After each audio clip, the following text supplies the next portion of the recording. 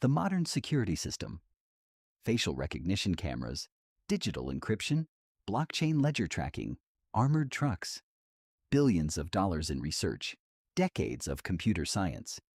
It is the absolute peak of modern crime prevention.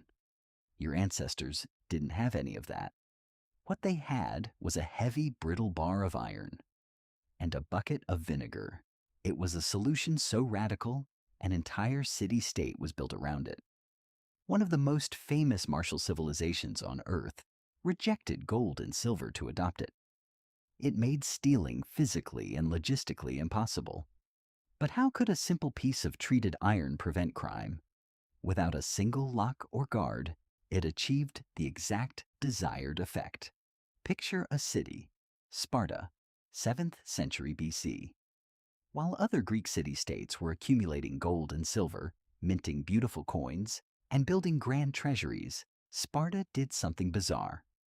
Their legendary lawgiver, Lycurgus, wanted to eliminate the root causes of crime: greed, theft, bribery, and the envy that tears societies apart. His solution wasn't to build bigger prisons or hire more guards. It was to redesign money itself. He banished gold and silver coins from the city. In their place, he introduced the pellinor, massive, heavy iron bars. Plutarch wrote about it in detail. To buy even a basic commodity, you needed a pair of oxen and a heavy wooden cart to transport the iron. But why didn't thieves just steal the iron, melt it down, and forge it into valuable swords or tools? Because of a clever metallurgical trick. Before the iron bars were distributed, Spartan blacksmiths heated them to a cherry-red glow and quenched them in vinegar. This wasn't just a ritual. When red-hot iron is rapidly cooled in an acidic liquid like vinegar, it undergoes a harsh chemical reaction. The sudden cooling traps carbon, but the acid treatment creates extreme structural stress, making the iron incredibly brittle. If a thief tried to reshape the iron bar or forge it into a weapon, the metal would literally shatter into useless dust under the hammer. The currency was worthless as a raw material and too heavy to hide. You couldn't slip it into a pocket. You couldn't bury a fortune in a secret hole. The physical reality of the currency made bribery and theft logistically impossible. But crime wasn't just about physical theft. It was also about fraud.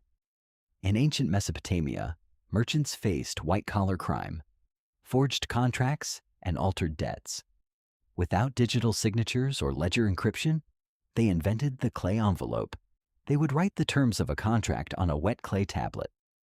Then, they wrapped that tablet in a second outer layer of wet clay, copying the exact same text onto the outside, and stamped it with their personal cylinder seals. Both layers were then baked in a kiln. If a dishonest debtor claimed they owed less money, the magistrate didn't have to guess who was telling the truth. They simply cracked open the outer clay envelope to read the pristine, untouched tablet sealed inside. Because the inner tablet was locked away, altering the terms without breaking the outer shell was physically impossible. It was a tamper-evident, dual-layer security system made entirely of dirt and water. These ancient systems eventually faded.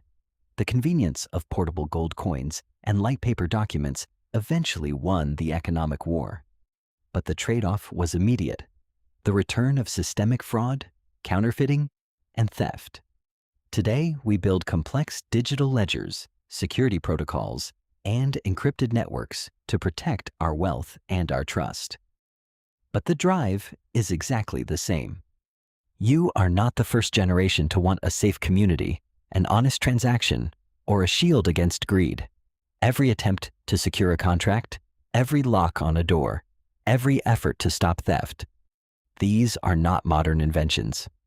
Thousands of years ago, a Spartan merchant hauled a cart of vinegar-dipped iron to the market. A Babylonian scribe pressed a stone seal into wet clay. Same problem, same solution. Modern security didn't invent crime prevention. It just found newer tools to answer the oldest question of human survival.